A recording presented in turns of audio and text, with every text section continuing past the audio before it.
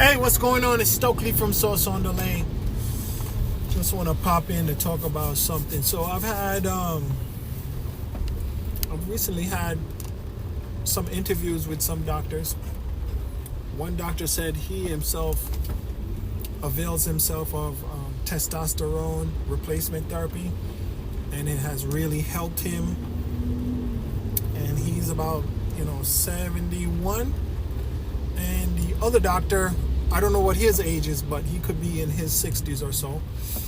And he prescribes TRT to his patients. And he reports that giving the men the TRT and giving hormone therapy to the women also, I don't know exactly what hormones it gives to the women, but has resulted in these couples feeling more amorous, feeling a little more, affectionate, so on and so on and so forth, which has resulted in him providing additional services, which you're going to see in the interview. We're going to talk. You're going to hear about it. But just from my own investigation, in my own experience with zinc, using zinc supplements, what I've noticed is that sometimes I'll take a zinc supplement in the night. Well, I take a multitude of supplements, and I don't do it regularly or religiously. But I'll take CoQ10, B complex, about 25 milligrams of zinc, and maybe some garlic, and I'll probably have some ginseng tea along with that. So what resulted in maybe at least 50% of the time, if I consume those things, after dinner, and before I go to bed, it'll result in me having a nocturnal emission. And I'm wondering, why is this? Why is that happening? So I was attributing it to the CoQ10 possibly giving me better heart function, better smooth muscle function, which the corpus cavernosum is made of smooth muscle. So I was assuming that the CoQ10 was the real contributor, and it may be a contributing factor. But my curiosity led me to find that zinc can boost sperm production and testosterone. So apparently, if your testosterone is like I think below 380 nanograms per deciliter, if your testosterone is, the blood content, the testosterone in your blood is less than, I think it's about 450 or 480 nanograms per deciliter, you basically have low testosterone. Now taking, I think what it was like between, taking about 30 milligrams a day for a few weeks, you can look into it because I don't remember everything right now. Taking about 30 milligrams a day for, I think it's about 6 weeks, can result in an increase of 93 nanograms per deciliter. Now, the increase in testosterone only really reaches that level if you're deficient. If you have normal zinc levels, if you have normal testosterone levels, or if your blood has normal zinc levels, it's not going to do anything for you. It's not going to increase your testosterone, especially if it's in a normal level. Normal level is like 500, round about 500. But it is an increase if you're deficient, if you're low, right? If your blood work comes up and says that it's low. So now the conventional HRT now, that does give you a bigger boost. That can give you an increase of 400 to 600 nanograms per deciliter, right? Which is what? which is what, 4 times to 6 times the amount that just taking a 30 milligram zinc supplement a day can achieve. Now, for your own, if you're really interested in it, please research the dosage amounts, please. But like I said, if you don't have low testosterone, it's not really going to help you. If you don't have low zinc, it's not going to help you. So you got to know that your zinc levels are low. You got to know that your testosterone levels are low. So, and if both are true, taking 30 milligrams a day for 6 weeks can increase your testosterone by 93, on average, 93 nanograms per deciliter. So that will bring you up. If you're low T, that means you're like, like I said, 450. That'll bring you up to about 550. That'll bring you back up into normal range. But it seems to top out at about 93 nanograms per deciliter.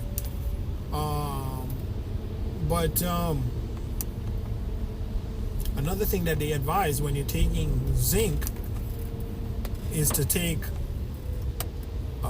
a 1 or 2 milligram copper supplement along with it, because it can deplete your copper. Now, I've been talking when I'm into my woo-woo stage, and I'm talking about crystals, and I'm talking about copper bracelets, and I'm talking about silver jewelry. We know that the thing that makes a battery, you can make a battery with zinc and copper. This is something I saw, I think Bill Nye did. He took a copper penny and he took a newer penny, which is like a zinc core penny, scraped off the copper coating off of the zinc penny, put the both of them in lemon juice.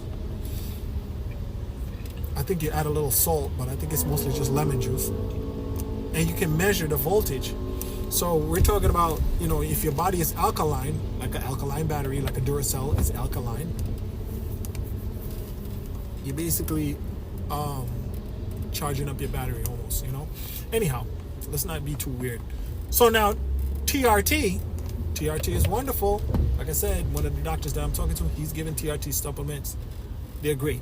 But the thing about TRT is it does have the potential to have side effects in causing your body to start not producing enough testosterone, because it already detects significant amounts of testosterone in your bloodstream. Your body starts to underproduce testosterone. And this is the thing where people talk about bodybuilders or talk about people who are taking steroids, saying that their testicles are shrinking. Now, I don't know if that's a fact. It could just be anecdotal. It could be just urban legend. But according to the science, your testosterone production naturally is going to be reduced by taking TRT. Some of my guests who I've interviewed not going to probably like me talking about this, but that's not what it's really about. I'm not targeting them. Some of us, probably, are going to need it, or we don't care about that. We just want to feel good and we can afford it. So I asked Grok to analyze the cost of taking. Well, first, before I get to that, I just want to clearly state that zinc doesn't really have side effects. Zinc can cause you to have nausea, but you got to eat it after a meal. And you probably don't want to take more than 50 milligrams per day. But in some of the trials, they gave people more than 50 milligrams a day. But I would say 50 milligrams is probably good enough. But like I said, do your own research. So, aside from nausea, unless you go crazy with it, you're probably not going to have any side effects from zinc supplements. And like I just said, there are side effects from taking TRT, injectable testosterone.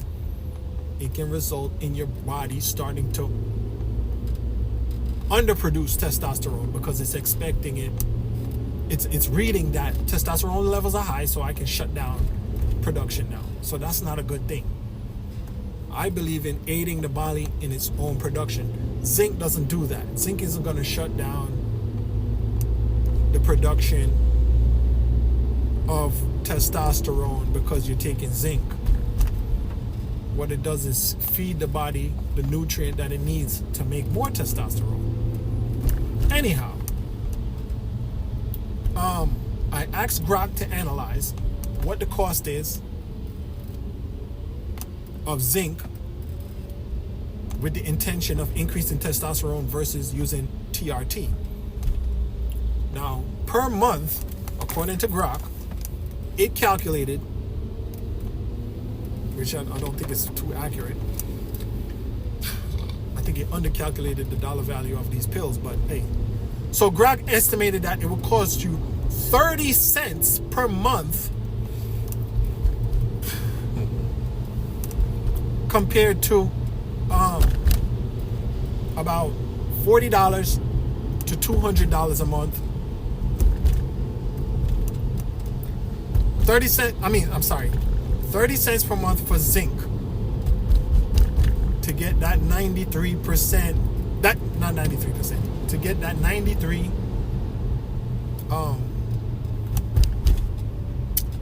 nanograms per deciliter increase, whatever, versus $40 to $200 a month for TRT treatments, right? TRT medications. But it also added the caveat that if you have health insurance, you might not even have to pay for it. You might not even have to pay that much. So, it's not really that costly. Apparently TRT supplements or TRT injectables aren't really that expensive. I mean, $40 a month, I don't think that's too crazy of a thing, not too much. But if you're on a budget, you can just take some zinc supplements instead. But you also got to take some copper supplement with it, it's suggested. But there's other food sources I believe that you can get copper from. I'm not totally sure what those are. Those are mostly, I think, like leafy greens, like the spinaches and the broccolis and stuff like that, probably. So that's good. That's a good thing to know. So that encourages us to implement or integrate more zinc into our diet if we want to maintain our testosterone levels. There was multiple studies that Grok mentioned which showed or explained that zinc definitely gives you an increase in TRT. Now, this is not something that this is another thing, separate but related thing. It increases sperm count. No matter what, it increases sperm count if you have low sperm levels. It can increase your sperm count by 73%. That's almost double, right? Taking a zinc supplement can almost double your sperm count. So if you're, and they did studies on guys who were fertile, they did studies on guys who were infertile. It still produced increased levels of sperm, right? So it increased sperm count and sperm motility. So they're moving around more vigorously, and there's many more of them. So zinc is seems to be a great thing. Now, the forms of zinc that Grok mentioned were zinc sulfate and I forgot what the other one was. But in the experiments that it mentioned, they gave zinc sulfate in one experiment, and in the other experiment they gave zinc along with folic acid. Folic acid is iron, another conductive material. From my limited understanding, folic acid is iron. Iron supplement. That's my understanding of it.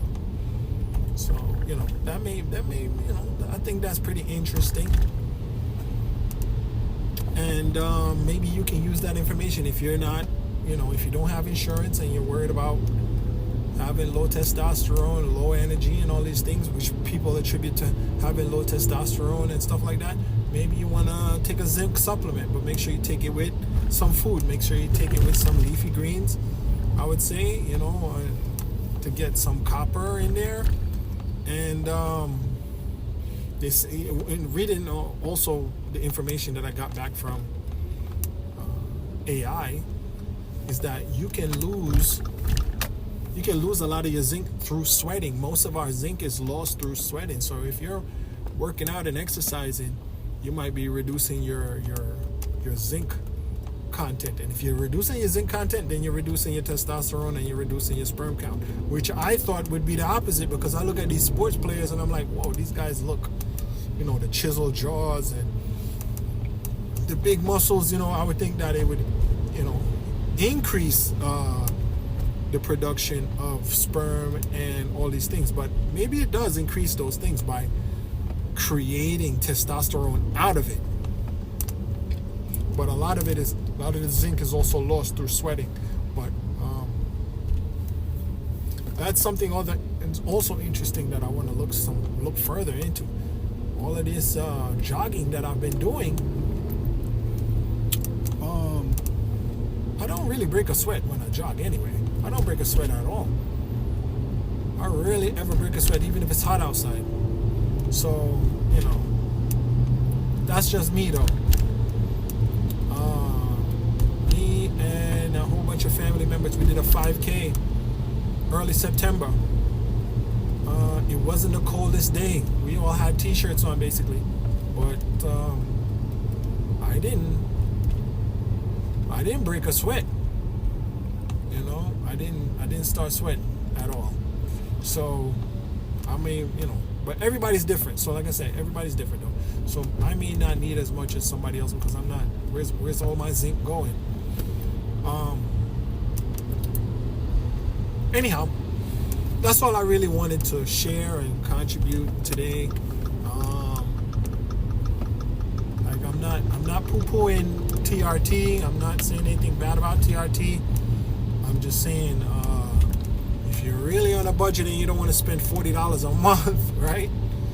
You can use some zinc supplements, and there's also food sources of zinc. From my limited understanding, things like clams and mussels and stuff like that. But I don't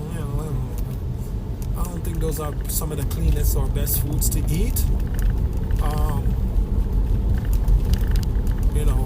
Some coconut water is probably a good source of zinc. Maybe MCT oil has zinc in it. I'm not totally sure about that. Trace amounts, but I know that coconut water has trace amounts of magnesium also, which is everybody's raving about for brain health. So that may be a good thing to use also. Anyhow, before I get even more off tangent and before I get even more confuse myself any further, I'm gonna end it right there. Thanks for listening.